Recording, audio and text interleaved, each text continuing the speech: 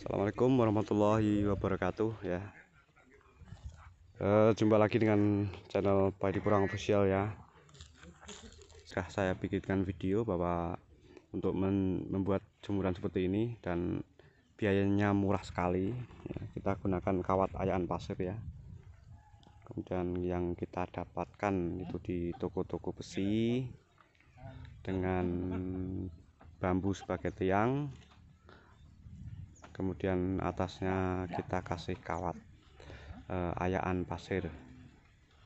Nah, fungsinya dari ayaan pasir ini untuk sirkulasi udara. Kalau kita pakai bambu biasanya yang zaman dulu itu sering terkena jamur. Kalau sudah kena jamur tidak bisa ditoleransi, artinya tidak laku ya. Jadi untuk mengantisipasi itu kita menggunakan jaring kawat seperti ini ya, karena sirkulasi udaranya nanti bisa keluar masuk ya, biarpun ditutup seperti yang Anda ya saksikan di depan saya itu, biarpun panas terik itu tidak masalah dan malah membantu cepat keringnya ya. Jadi ketika ditutup seperti ini, dalamnya ini akan terasa panas. Kemudian tidak bisa ngembun karena apa? Di bawahnya ini ada jaring kawat tadi, jadi sirkulasi udaranya bisa keluar masuk. Terus kemudian kalau sisi keuntungan sendiri, kalau pas hujan ya, kondisi hujan misalkan 1 minggu hujan, kalau kondisi tertutup seperti ini masih aman ya, karena air hujan tidak bisa masuk ya. Kemudian kalau pas panas seperti ini, kalaupun tidak dibuka juga tidak masalah ya. Tidak masalah. Kita akan penambahan lagi di lahan sana kawan. Itu ada sekitar 1 hektar yang di sana. Yang di sana adalah tempat pojok sana ada tempat pembibitan kami ya.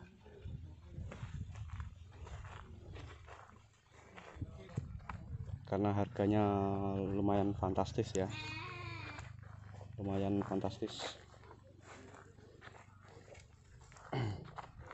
Pernah saya bikin dan sering sekali saya buat estimasi untuk hasil panen ya. Setiap 1 hektar itu bisa menghasilkan insya Allah 800 juta. Itu berdasarkan realita fakta nyata di lapangan ya, tanpa membuat, tanpa buat-buatan, maksudnya tanpa hanya teori ya. Itu berdasarkan fakta di lapangan ya. Kita selain sebagai penyedia pembuat konten ya, kita pembuat konten, tapi juga pelaku bisnis ya. Kita pelakunya ya, kami pelakunya yang alhamdulillah sudah bertahun-tahun juga ya, bukan estimasi perkiraan ya, itu berdasarkan fakta realita di lapangan ya. Yang semula itu orang hanya tumbuh di bawah naungan, kemudian kami membuat program revolusi pola tanam, yaitu merubah pola tanam cara lama ke pola tanam cara baru. Tujuannya apa? Yaitu tujuannya mempersingkat untuk masa produksi, tidak terlalu lama, tidak 3 tahun, tidak 4 tahun, tapi petani bisa sejahtera karena singkatnya waktu, bisa 6 bulan dan bisa 2 musim bisa dipanen dengan jarak tanam 25 cm kali 60, itu sudah memaksimalkan ini ya. Jadi petani bisa sejahtera insya Allah tanpa butuh lahan yang terlalu luas, kemudian tidak terlalu lama menunggu ketika panen ya, tidak membutuhkan sampai 3-4 tahun, tapi hanya 2 musim sudah panen. Kemudian selanjutnya bisa setiap tahun panen. Kenapa setiap tahun panen? Karena setiap dari 1 butir katak itu bisa menghasilkan 2-3 butir katak. Kemudian kalau kita tanam di tahun kedua kita panen yang katak ya, yang pertama tadi itu akan terus. Jadi istilahnya nanam porang itu yang paling lama di tahun pertama ya, tahun pertama, dan di tahun kedua setelah panen itu akan setiap tahun bisa panen ya. Sebagai contoh kita siapkan misalkan itu Anda punya 3 hektar, maksimalkan dulu yang 1 hektar ya. 1 hektar di tahun kedua Anda sudah bisa menanami di 1 hektar berikutnya. Di tahun ketiga Anda sudah menanami di 1 hektar berikutnya. Jadi kita bisa maksimalkan lahan ya dengan 1 kali modal, dengan 1 kali tanam, tapi nanti bisa dikembangkan lagi untuk bibit-bibitnya ya. Untuk bibit-bibitnya.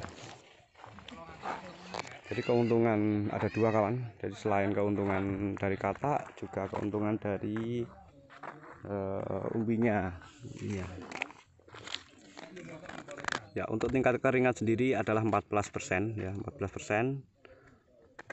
Itu kalau dipegang gini itu terasa masih empuk, itu belum kering ya. Tapi kalau dipatahkan jadi 2 itu bunyi tak gitu berarti sudah kering ya. Ya, seperti ini. Seperti ini adalah yang sudah kering ya. Kalau dipatahkan tak. Tapi kalau sore sudah bisa dikemasin nanti ya. Kemasan karungnya seperti ini. Dan itu nanti setelah dari jemuran sini akan masuk ke gudang kami. Sampai gudang kita sortir lagi ya. Jadi kita sortir lagi tanah-tanahnya atau tercampur di material lain ya, misalkan ada padas, ada kulit ya, itu kita buang kawan, memang kita buang.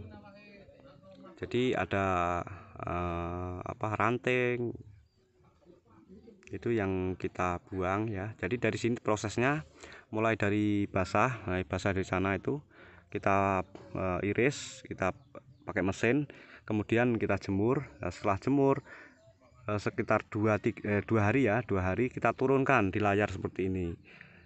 Karena bisa mempercepat, karena ya kalau kita tunggu keringnya itu di atas itu terlalu lama, nanti enggak, prosesnya untuk jemur tadi memakan tempat. Jadi 2 hari harus kita turunkan ya. Setelah diturunkan seperti ini sekitar 2 hari lagi, 2 hari ya, kita sudah dapatkan yang kering ya. Kemudian dari kering tadi kita masukkan karung ya, dan kita masukkan karung seperti ini. Kemudian ini dipindah di gudang ya, gudang ngepul kami di kalau di atasnya itu sebagai kantor, yang bawah itu sebagai gudang. Itu ada juga gudang kami yang sebelah sana, ada 2 gudang. Di situ disortir lagi ya, dicari material yang tidak termasuk porang ya, kulit ya, kayu tadi kita buang, yang tanah kita buang, kemudian kita masukkan karung yang baru ya. Baru kita bisa langsung masuk ke para eksportir itu ya, atau bisa masuk ke pabrik ya, untuk di sana dibuat tepung. Kemudian ada juga yang ekspor bentuknya mentah seperti ini ya. Ada juga di Indonesia itu yang buat tepung langsung diproses menjadi bahan jadi ya. Bahan jadinya seperti apa? Bahan jadinya seperti beras ya, beras seperti tepung. Kalau kita bicara tepung itu sekupnya luas sekali ya, luas sekali kalau bicara tepung. Tapi kalau produk-produk lain kan sudah tahu ya, misalkan dibuat kue, dibuat